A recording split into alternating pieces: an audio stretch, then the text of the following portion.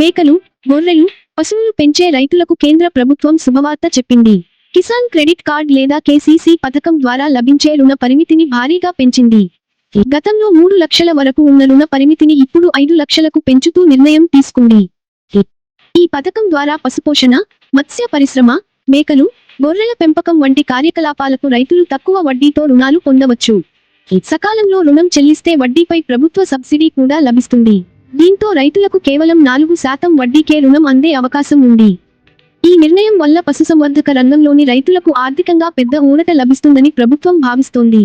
ఇలాంటి రైతులకు ఉపయోగపడే తాజా వ్యవసాయ, ప్రభుత్వ పథకాల సమాచారం కోసం మా ఛానల్ను సబ్స్క్రైబ్ చేయండి.